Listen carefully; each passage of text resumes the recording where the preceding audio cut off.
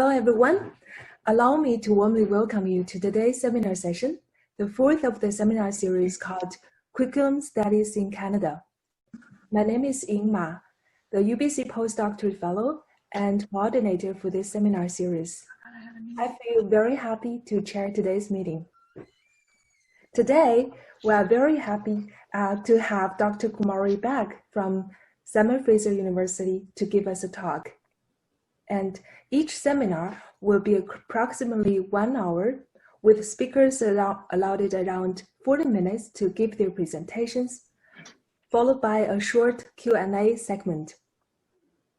With the permission of each speaker, we'll be recording each session, and they will become available on both of our website, curriculumstudiesincanada.ca, and our YouTube channel. And today, welcome Dr. Kumari Beck to give us a talk. And right now, Dr. Ann Chinnery will introduce today's speaker, Dr. Beck. Welcome. Good morning, everyone, and thank you, Ying, for your opening remarks. It's my pleasure and privilege to introduce this morning's speaker, Dr. Kumari Beck. As Ying said, Kumari and I go back a long way. We were graduate students together at SFU, and we've become close friends as well as colleagues and office mates in what we now affectionately call our clubhouse. But because of COVID, we haven't been able to be together in that space since March. Having known Kumari this long, I could easily fill an hour talking about her research and scholarly accomplishments and the personal qualities that make her a treasured colleague, an esteemed scholar, and a much sought after graduate student supervisor. But since the main purpose of our being here today is for you to hear Kumari's presentation, I'm just going to say a few words to introduce you to her work and then turn it over to Kumari. So briefly, Kumari's research focuses on international education and the internationalization of higher education. In particular, she investigates everyday practices of internationalization and our knowledge about internationalization as workers in higher education settings, including teaching and learning in global higher education, globalization and higher education, and what it means to internationalize the curriculum. Her research, therefore, has clear implications for curriculum theory, especially when we look at how post-colonial scholarship can push back against the neoliberal orientation woven into much of the current discourse on internationalization and international education. Now, while making contributions to the theoretical literature on internationalization is important to Kumari, I think she is most committed to research that informs practice and to breaking down the traditional divide between theory and practice within internationalization. And one example of this commitment to scholarship that makes a difference on the ground is that Kumari devotes considerable personal time and energy to international development through her involvement and leadership in the NGO Susila Dharma International Association. Now, in addition to her individual program of research, Kumari and another of our colleagues who's here this morning as well, Rumiana Ilieva, founded SFU's Center for Research on International Education, which is called CRIE, C-R-I-E, and they continue to serve as co-directors. The center has become an active hub for research and a home base for interdisciplinary research on international education, both within our faculty and beyond. Kumari has also served as president of CIESC, which is the Comparative and International Education Society of Canada, and she's currently editor of the journal Comparative and International Education, which is the official journal of the CIESC. Now, there's so much more I could say, but let me turn it over in a moment to Kumari to give her presentation, which is called Storying Curriculum as International Text.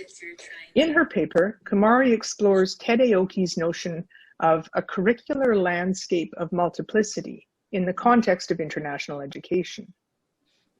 Kumari takes up Aoki's work to draw connections among the spaces of the inter that mark her own schooling, teaching, and research on the internationalization of higher education.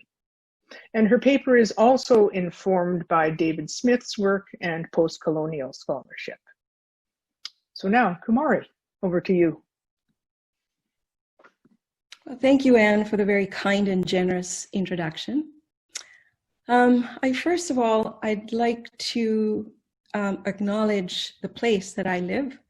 I'm grateful to be living and now working on the stolen lands of the Kwantlen people here in Fort Langley. And I have the privilege of being refreshed and inspired by the beauty of the place that I can now call home. I work at Fraser University, whose campuses are located on the unceded traditional territories of the Coast Salish peoples, the Tsleil-Waututh, Squamish, Musqueam, Coquitlam, Katzie, and other nations. I speak also here as an immigrant settler. My experiences as an immigrant raising biracial children inform my understanding of North-South Indigenous settler relations playing out under the formal narrative of multiculturalism. I also acknowledge how conveniently I slip into settler identity and have much to learn about recognizing and learning about Indigenous ways of being and knowing. My thanks also to Drs. Pinar and Phelan for bringing us together. Thank you for this in this Canadian Curriculum Studies Symposium and for the invitation to participate, and to Dr. Ma for coordinating and facilitating these sessions and your team. Since the time I accepted this invitation, at the time most enthusiastically, life as we know it has changed drastically. I'm feeling an emptiness, a sense of paralysis that started to take hold during the Black Lives Matter protests and now building in this week of the US presidential election.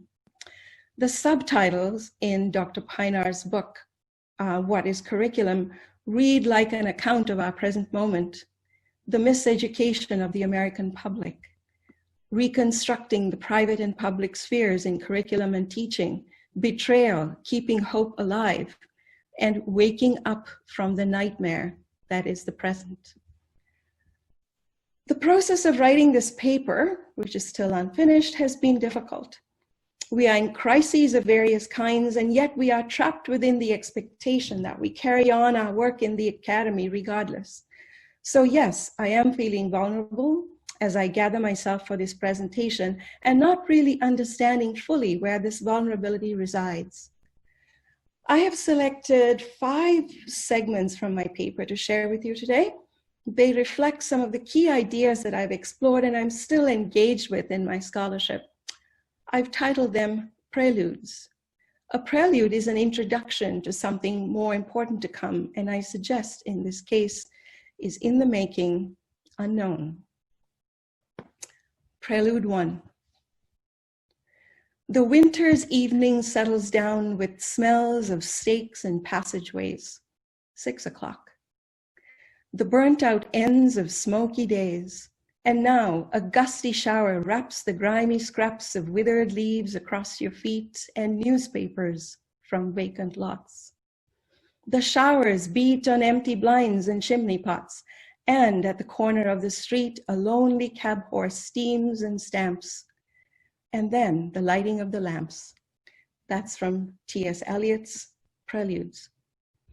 I still hear the flat, almost monotone of T.S. Eliot's voice reading these and other poems, the slight crackle of the occasional speck of dust on the surface of the vinyl amplified on the speakers.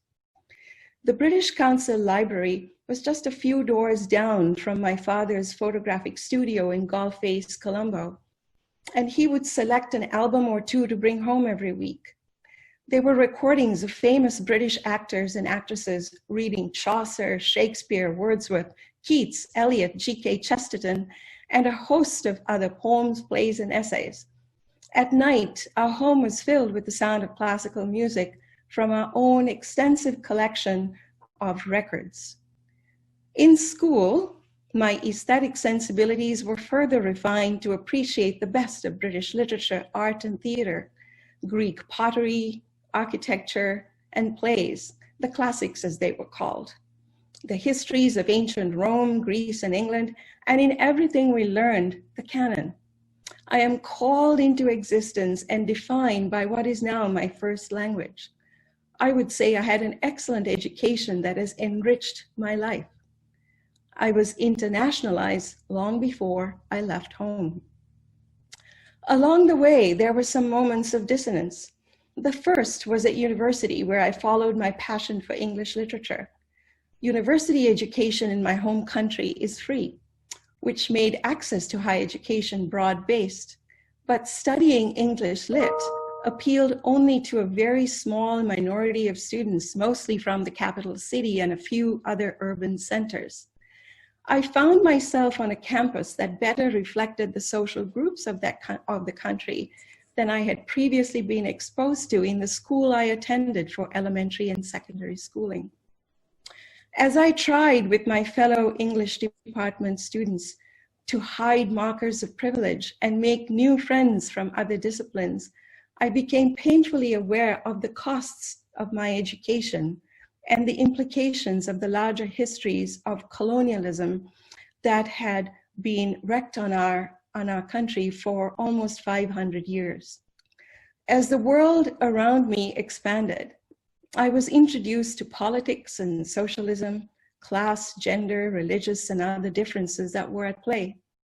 And at the same time, I struggled to resolve the contradictions inherent in pursuing an English degree, sitting in a half-walled building with a corrugated metal roof that was the English department, space shared with stray dogs and broken furniture.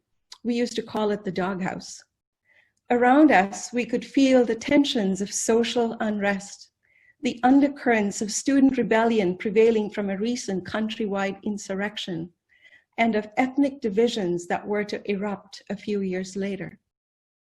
It was a difficult and necessary lesson in unequal relations, and I was beginning to see the between spaces, and a growing ambivalence about entering those spaces. Ambivalence, as theorized by Homi Bhabha, produces the colonized as a social reality, which is at once an other and yet entirely knowable and visible.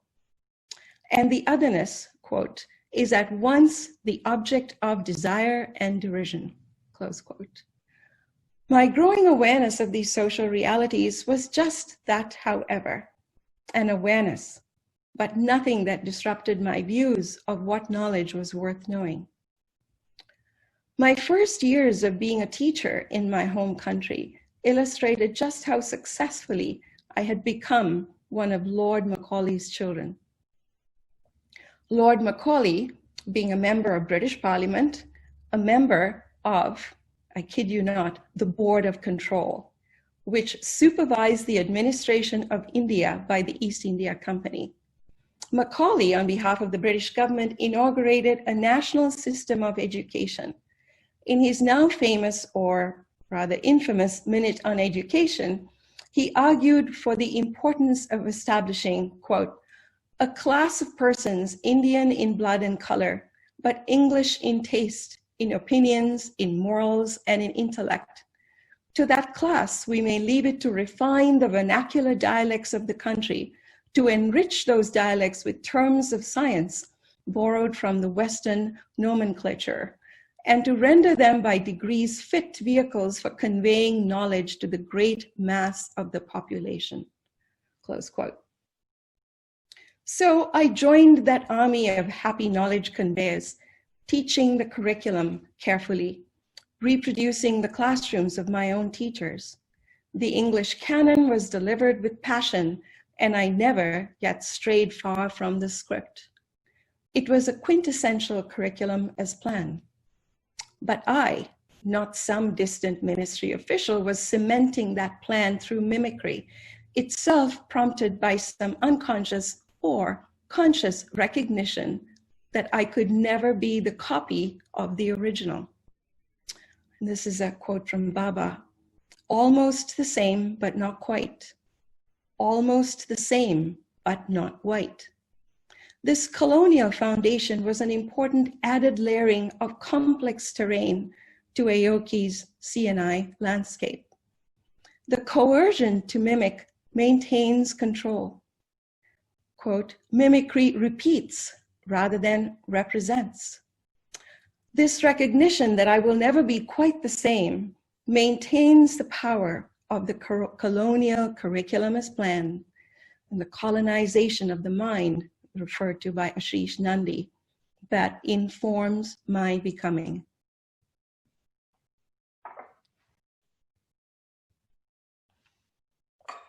Prelude 2, Resistance. Ring the bells that still can ring, forget your perfect offering. There is a crack in everything. That's how the light gets in. That's from Leonard Cohen's The Anthem. The cracks and the breakthroughs in my teaching came many years later in a private post-secondary classroom here in BC. My immigrant status and its accompanying lack of Canadian work experience had, up until that time, denied me work in Canada. And yet, in this case, my English degree, and more importantly, the fact that I spoke English without an accent, opened the door to a 3-week teaching assignment. I was hired in a temporary position to teach English to new immigrants who were following a federal work program in the trades, people who were carpenters and mechanics. I was handed a manual on the first day of my class with instructions that I stick to the worksheets, the sequencing, and the lesson plans because they'd been carefully designed by someone with a PhD. All I had to do was to ensure that in 3 weeks, my students could read and follow along their trades manual when they joined the regular program. As I faced that first group of carpenters, all men, I went blank. I can't quite point to where and how those cracks first appeared. Whether it was the discomfort of forcing myself to wear a borrowed gray tweed suit to appear the part, or the fact that I had been eager to accept a minimum wage contract, or, and this is what I think more settled in, a feeling with this diverse group of men who, like me, were wondering how we came to be sitting in this gray and gloomy place far from home. Something snapped, and I slowly pushed aside the teaching manual authored by someone with a PhD. What happened next that day, and for the rest of the 3 weeks, was an opening up on my part, quote, to the fundamental way in which we all experience life. And as Aoki says, a living in the tensionality, a tensionality that emerges in part from indwelling in the difference between two curricula, the curriculum as planned and the lived curriculum. I witnessed the struggles, confusion, frustration of adult newcomers to Canada as they tried to assimilate into their new community and still maintain some sense of their own identity. Along with them, I too was learning about the boundaries, positionings, and contradictions encountered through the act of becoming a Canadian. To be here, we had to give up parts of ourselves to be invisible and to be known only in the unitary terms of our newness, our foreignness, or our exotic national identity. As Ashcroft writes, the successful disruption of the territory of the dominant occurs not by rejecting or vacating that territory, but by inhabiting it differently. And inhabited differently we did. We transformed into a noisy, busy, lively group of 16 men and a woman, connected through our common experiences of being here. We listened to each other's unique life stories, became vulnerable with one another, listened to CBC, took turns to facilitate conversations on such topics as what I hate about Canada and how to defeat stupid English. They wrote, they composed, they sang, taught one another, they laughed. Multiplicity is not a noun. One interpretation of the transformation in this classroom could be read as deviance. As Baba argues, mimicry is at once resemblance and menace. And the uncertainty in whether it is mimicry, following the plan as instructed, Or mockery, the noisy classroom, subverts authority. The sly weapon of anti-colonial civility, an ambivalent mixture of deference and disobedience. More importantly, this experience and my time with many other groups of new immigrants facilitated my own shift from the CNI landscape to a CNC landscape. Thanks to the generous sharing and participation of each of those students in this wild experiment, I grew to appreciate how each of their lived experiences are the curriculum, recognizing the social realities occupied by both teacher and students. The lived lives of both teacher and students understood, as Aoki describes, as, quote, a language of humility, as a curriculum has to await the invitation of the teacher and students in the classroom. Prelude 3, the field. Take up the white man's burden, send forth the best ye breed. Go, bind your sons in exile to serve your captives' need. To wait in heavy harness on fluttered folks and wild, your new caught, sullen peoples, half devil and half child. And that's from Rudyard Kipling's 1899 poem called The White Man's Burden. I don't remember making a conscious decision to be a scholar in international education. There was an assumption that this was a natural fit. At the start of graduate school, I was still working in immigrant settlement programs, as well as in the International Teacher Education Program at SFU. It was suggested many times that since this is an area of my work, and because I was from away, I had come from away, that international education would be a good fit for my studies. And as it turns out, for my academic career, I acquiesced. For now, I want to avoid the foray into the distinctions between international education, internationalization, global education, comparative and international education common to scholars in our field, noting that there is a somewhat obsession with definitions and distinctions that masks the more important issues that are to be explored in our area of scholarship. In transitioning into the internationalization of curriculum, bear with me as I highlight very briefly the internationalization of higher education here in Canada that has a bearing on how we conceive of internationalizing the curriculum within the field.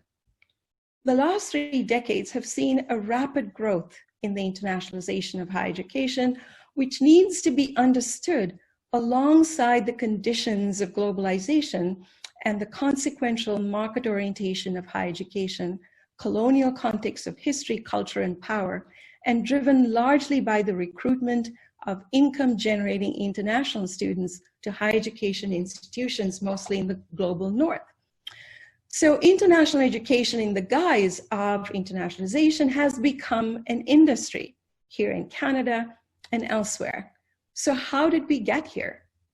The beginnings of internationalization here in Canada in its contemporary form, referred to at the time as international education, can be traced to international development assistance following the Second World War, form of technical expertise, program and curricular development, and student-faculty exchange programs, establishing the somewhat stereotypical Canadian identity as a benevolent helper. International activity was focused on North-South relations and was known as humane internationalism.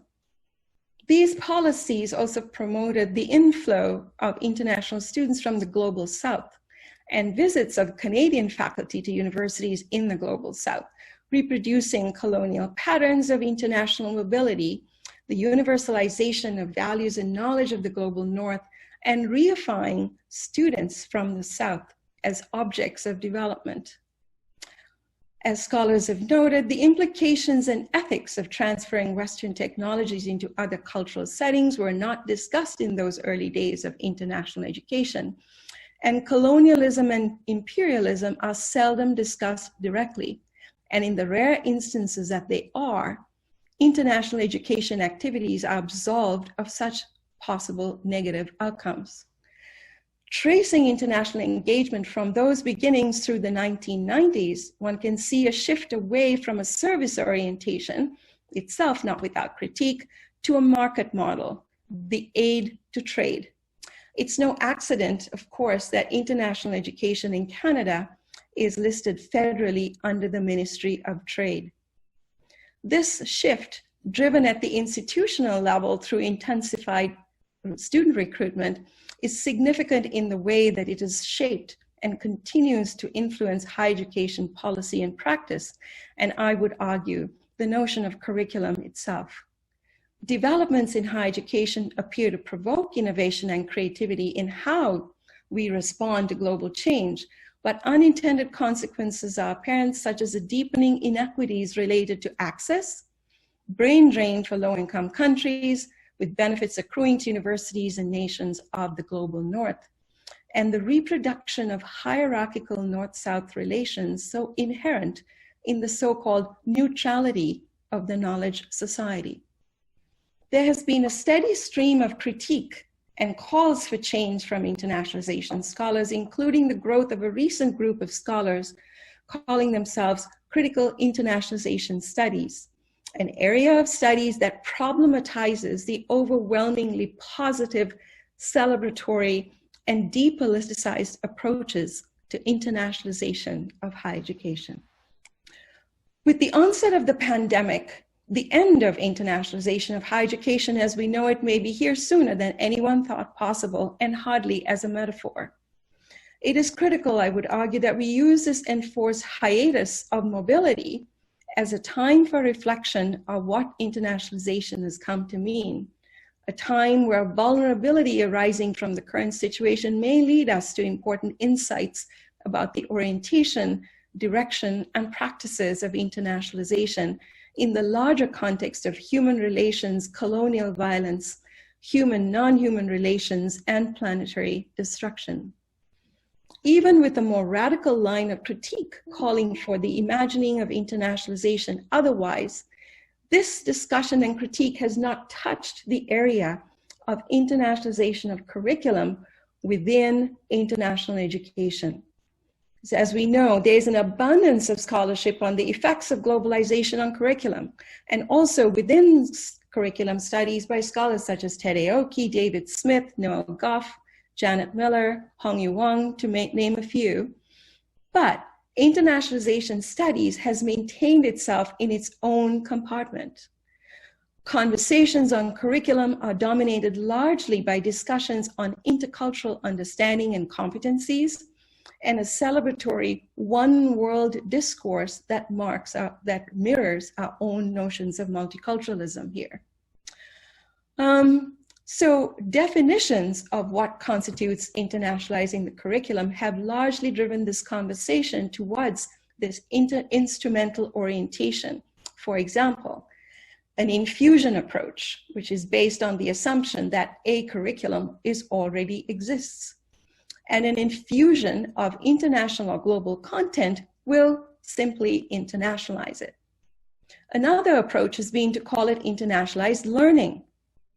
For example, integrating substantive knowledge about the sociocultural context of other societies, development of skills, and how one maintains one's cultural integrity while understanding and working with others.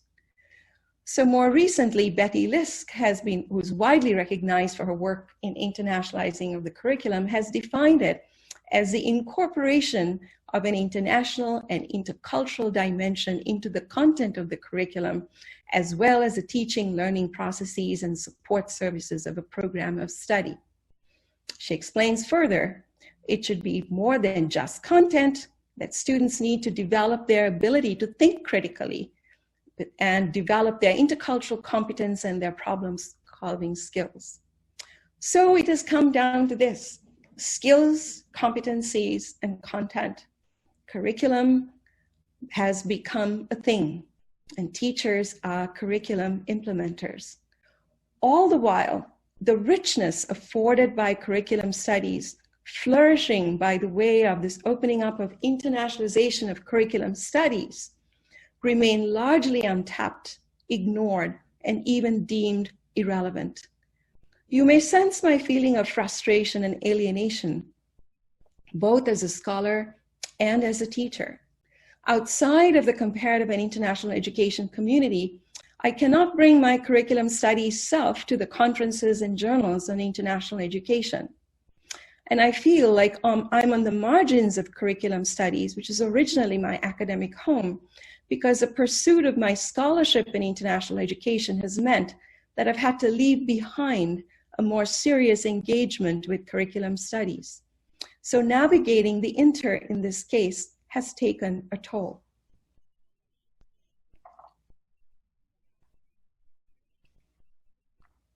Prelude 4, Pedagogic Reaching. A warm July in Sendai, third week in this unknown city, the people in similar attire walking hurriedly look different. Their language, food, customs, signboards, all alien to me. The only consolation was multicolored cosmos flowers and hydrangeas by the roadside to the campus, which filled my heart with inexplicable joy. It is in the same time of each year that they bloomed in our garden. It was like meeting a long-lost friend in this unknown land. It's a poem called Known Among Unknown by Sri Lankan poet Ayoma Wijewardena. For 12 years, I taught in a master's program that was designated international here at Simon Fraser University.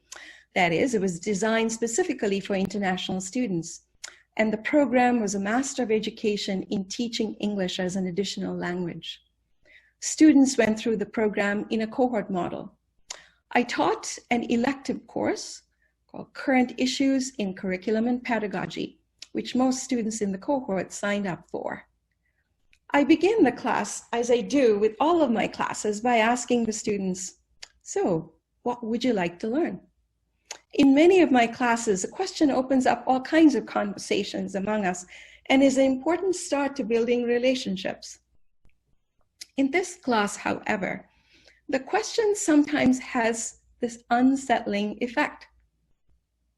Often there is a silence, not a reflective silence or a contemplative moment, but a downright weighty silence. So I wait, letting the discomfort of the moment provoke someone to speak up. I then try to expand the question. When you chose to take this class, what did you think you'd be learning, and what were you hoping to learn? What are you curious about? I then have to prompt students with a draft reading list and topics for the course. I discovered later, in my student reflections and in the course evaluations, the impact of this opening questions. For some, it went like this, and it said the preferred outcome, as we like to say. What I want to say is that I did appreciate that I had a chance to work on what truly interests me. I feel freer and learning becomes more interesting to me. Or another one like this. I wondered what I would gain from this course as it covered such a broad range of topics. Other classes seemed specific. Is it too open, I thought. I quickly learned that this was to my advantage, as I was able to use the ideas and apply them specifically to my teaching context, rather than learn a specific context and then try to see where they fit in my practice. Of particular interest to me has been reading Aoki and thinking about the beingness of teaching. Some students feel stuck. Says one, I'm struggling between understanding what it is I should be learning and what it is I want to be learning. Through the progression of responses, I could see the onset of judgment creeping in. I was puzzled when the professor asked us what we want to learn. As a teacher, I have to know what's best to teach my students. I cannot neglect so many important aspects of curriculum, and I must do what is best for my students. And then the note of anger that the professor is unprepared, disorganized, and wasting their time. I just wished, said one, that she had spent more time imparting her knowledge. A drawback of this teacher is that her attitude towards this course is not serious enough. She did not have a systematical plan for this course, making the classes too casual and too loose. So these latter judgments, critical of my perceived lack of teaching ability and neglect of my students, were a little harsh to read. more so because the course was heavy on Aoki. The question posed by Cynthia Chambers, what is the significance of inviting people to take up what really matters to them, took on new meaning. The invitation that had worked so magically in my class of carpenters did not reach these students. So how should I follow up on that invitation to understand what matters to my students? I began my inquiry with David Smith's question, what might constitute an appropriate teacherly response to globalization in the midst of its unfolding complexity? Smith's approach to conceptualizing teaching in global times is framed around a response to issues such as delocalization, the pervasive logic of the market, and its discourse of competitiveness.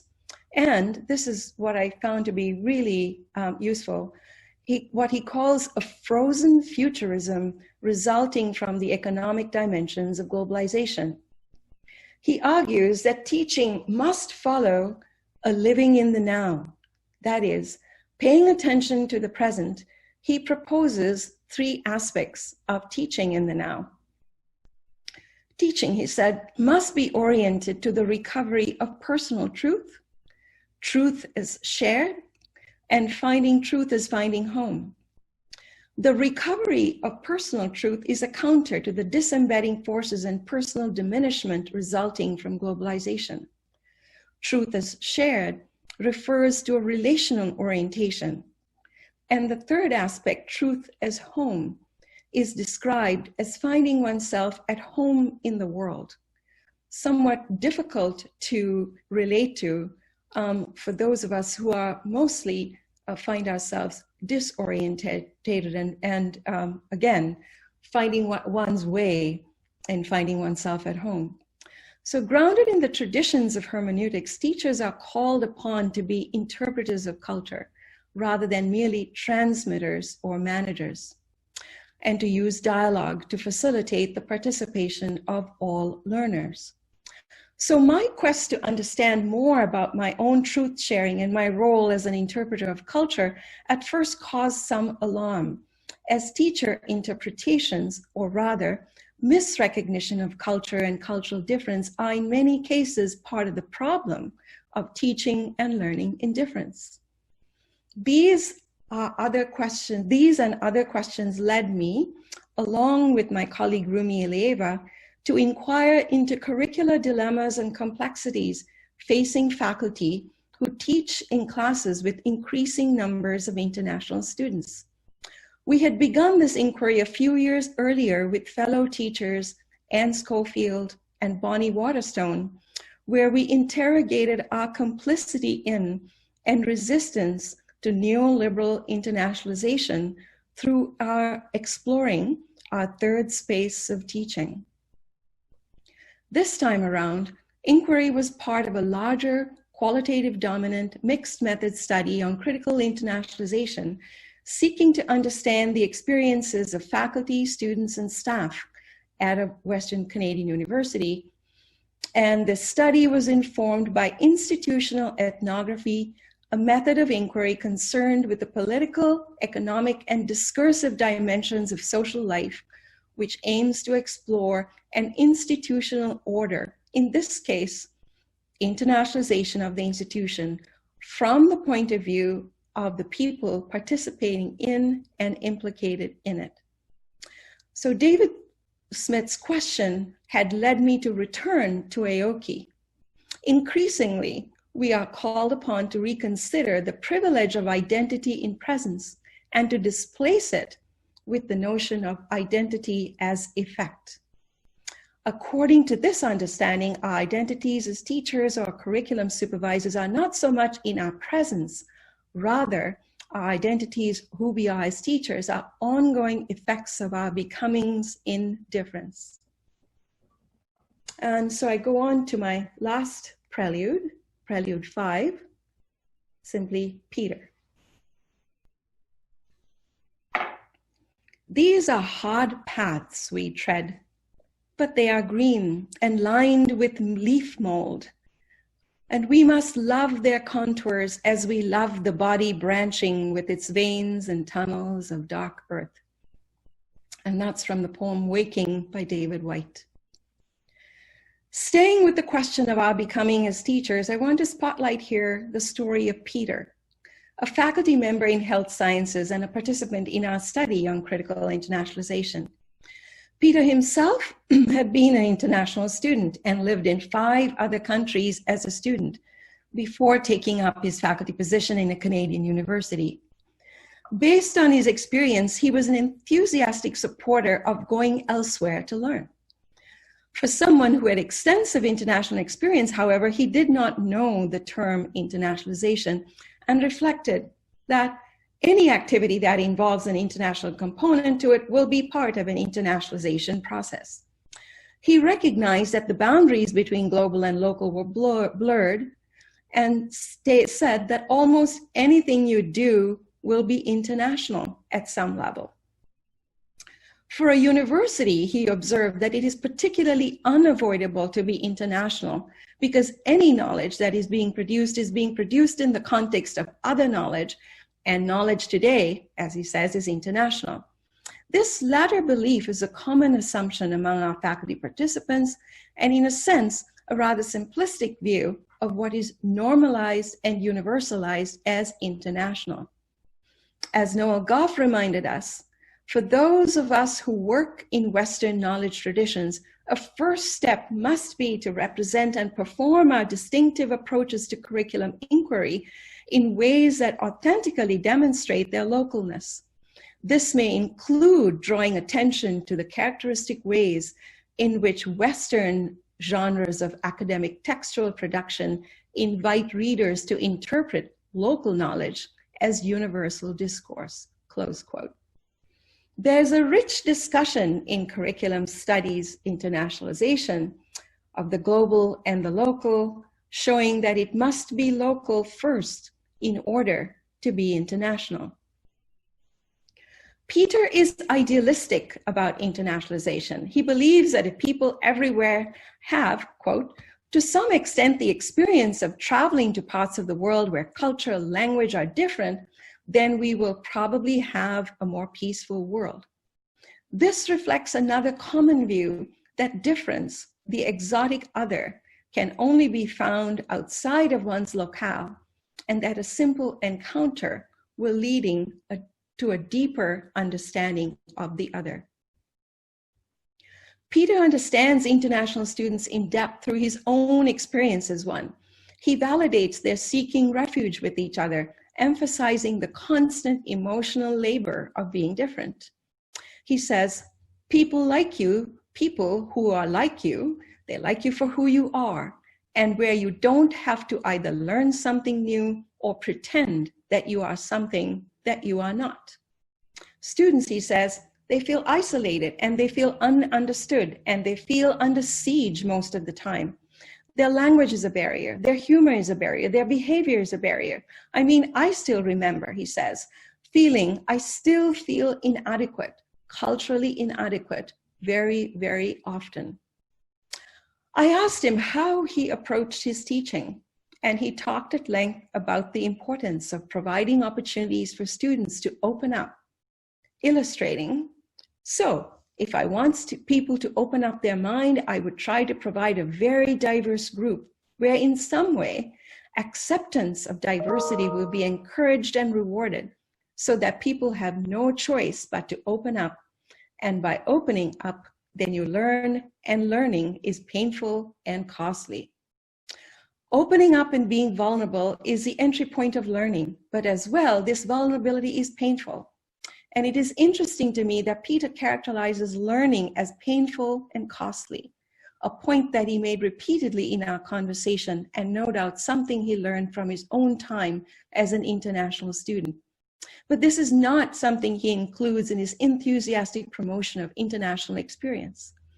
When I pressed him about how he provides these opportunities, he said, yeah, I'm an educational terrorist. It was not a response I was expecting, and terror was certainly not what I would consider as being part of a pedagogical repertoire. Sensing my concern, he admitted that it was a provocative way of describing his pedagogy. He continued, I always tell my students that I would rather make them uncomfortable than make them sleep. So I'm constantly provoking, and I try to be as respectful as I can. It's not always easy, and that may get some people a little concerned. You know, it's intentional. Let me shake you up and let's see how you react. So terror for Peter was getting out of one's habitual ways of thinking, of being terrified out of one's own frame of reference, perhaps even snapping out of David Smith's frozen future imaginary and living in the now. Might this go too far, I wondered, and with all the ways in which we are currently threatened by the terror of being erased, discounted, and in the extreme, resulting in a loss of life itself, is this a useful concept? I let him continue. He says, I ask questions. I always try to ask questions, and I don't answer for them. So if they have to feel uncomfortable, there's an uncomfortable silence. Peter makes great efforts to create relationships with his students, and this provocation is his way in. He encourages risk-taking, and he moves into vulnerability by sharing how difficult it is to reach all of his students and the complicated process of doing so, including facing the incommensurability of cultural difference. He pauses. The student and the teacher have to crack their own epistemologies. Vulnerability shapes learning experiences for the students, and for Peter marks his venturing into unpredictable spaces, his teaching in the now, and the tensionality. Looking more closely at Peter's notions of terror, I come to understand that he's hardly the invocation of fear, but a truth-sharing relationality and his own living in the inter. And so I'm sort of moving on to, my final pieces. So Peter is creating an open landscape of multiplicity, recognizing through Aoki's citation of Deleuze that in a multiplicity, what counts are not the elements, but what there is in between. The between, a site of relations which are not separable from each other. Every multiplicity grows in the middle.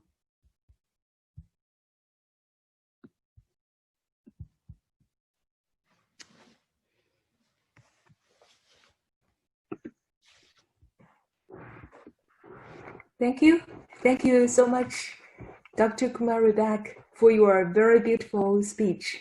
And right now we have a few minutes left for questions or comments.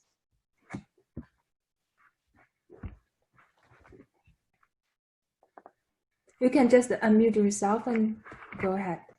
Yeah, I have a question, and I put it in the chat box. I'm not sure how sophisticated the question is. I'm one of those first-year PhD students who probably doesn't know as much as he should compared to everybody else in this audience. But the question I have is, how can or if cosmopolitanism help mitigate issues of internalization of education? Because internationalization also has potentials for deeper meaning and for deeper connections. So I'm curious how cosmopolitanism as an ethic can sort of mitigate some of those issues within internationalization. Mm-hmm. I'm kind of torn between, and I think I've struggled with cosmopolitanism, going, of course, deeply into Nussbaum and Taylor and so on. But where I get stuck is this notion of cosmopolitanism as a sort of going as more into an elitism, and with its with I guess this inability or the inability to sort of go more into the notion of these what I call the unequal relations and the constitution of difference, which in my view was not very well addressed, or rather in my engagement with it, I was unable to actually address the more deeper contradictions of what it means to engage with from the position of largely unequal relations. But that's actually a huge conversation, and I would encourage you to go down more deeply into that, because I myself haven't quite resolved that. But as I say, I have a discomfort with with where that leads me.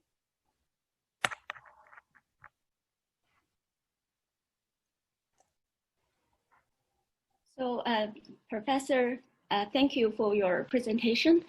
In 2001, Peking University in Beijing, China, initiated a major innovation of their undergraduate curriculum by incorporating the core curriculum of Harvard University in the States, but modified significantly to suit the local taste.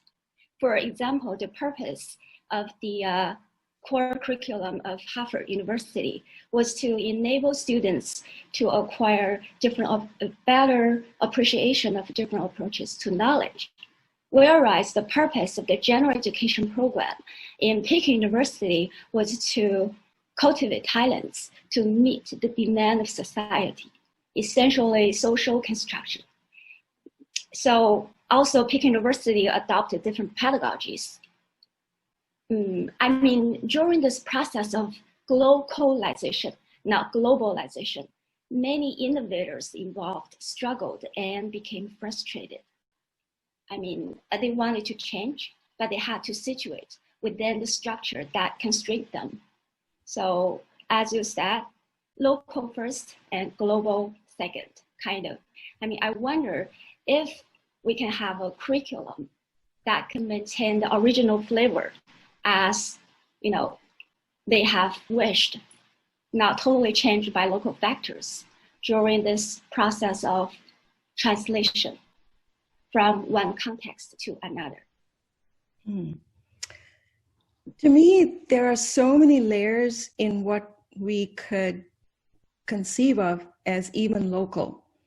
In my own context, what is local? With the almost 500 years of colonization by the Portuguese and the Dutch and the British, we have been scant pressed to figure out what that local might mean.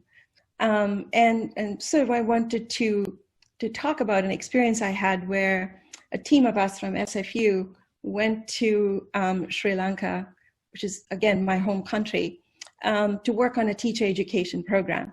And this is precisely what we try to do, is sort of respecting local, what we consider local knowledges. And we had a diverse team. And so our hope was to meet with the Sri Lankan team to experiment and to figure out how we both could come up more about, sort of focus more on how a teacher education program could meet the needs of teachers in that context for that time, rather than focus mostly on what was culturally local, what was culturally global, so rather than sort of approach it from the notion of cultural difference, we focused more on trying to understand what the teachers' needs were at that time.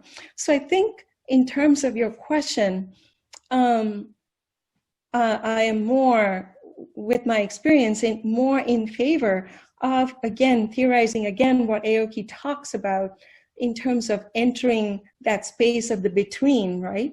How could we conceive of, like, even the curriculum as planned, what has gone into that plan, and what are the lived experiences that we can draw in to create other layers of the between, rather than having this, again, this fixed notion of the space that we are entering as only constituting what we have in this imaginary of what we consider to be an original local or an original culture, which we're always, if we consider that we're always in the becoming, that is ever evolving. And I think it's a very difficult place to be as well, because we all want to have some kind of certainty. And at the rate that, we're all changing, and all of these other factors that come into play, we always want to have some kind of anchor, right? That kind of sort of roots us. And so, so we're caught up in this wish to have some kind of certainty, but at the same time to embrace what is the discomfort of the unknown. Thank you. Thank you.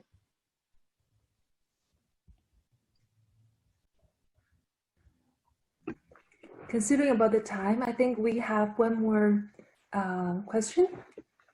We have time for one more question.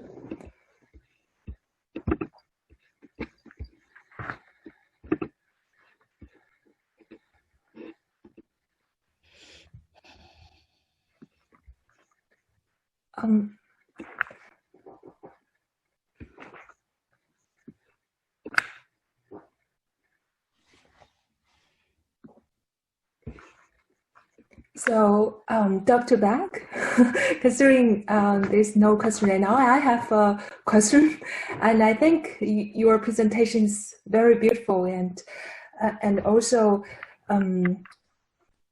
connecting Tadaoki and David Smith's work, and it reminds me of Dr.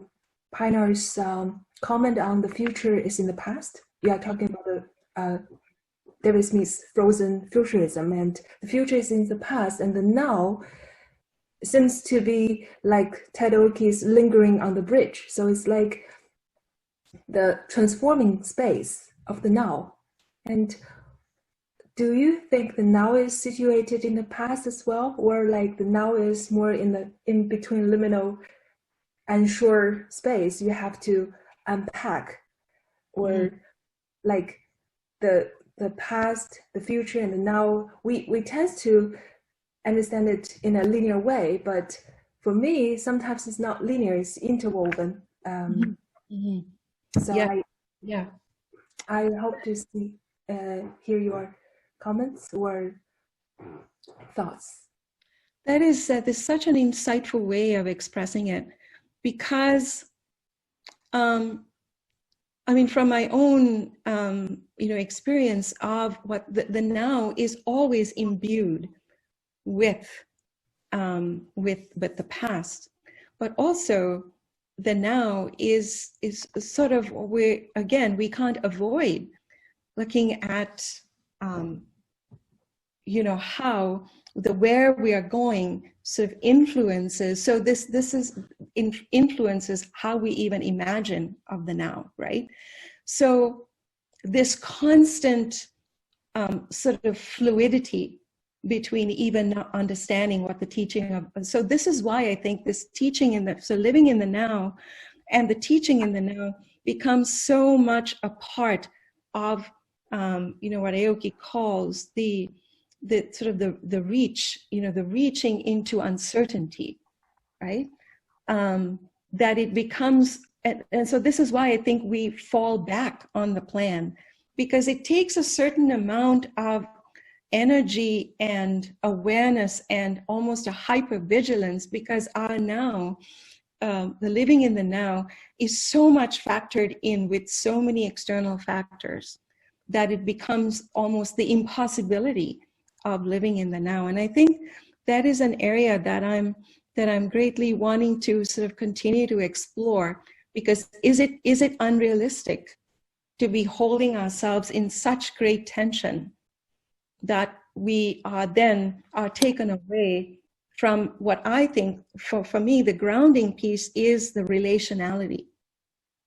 So, when both the truth is shared, David Smith talks about the truth is shared, that to me is what keeps us in the now and the teaching in the now, because it is from that relationship that I get my feedback or the signals or the connection into even imagining what could come next. Thank you very much, Dr. Beck. I think I will close today's session. And before I do that, I hope to thank Dr. Beck again for your very intriguing speech. And I hope to thank Dr. William Piner and Dr. Ann Phelan for hosting this research seminar series. And I want to thank every one of you for participating in today's session. And so there's an amendment to our schedules. You could access the most up-to-date schedule on our website, curriculumstudiesincanada.ca. Our next session is scheduled on December the 1st, 2020. So we are looking forward to seeing you there.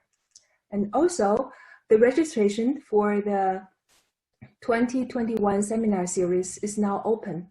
So please feel free to register yourself on our website event page.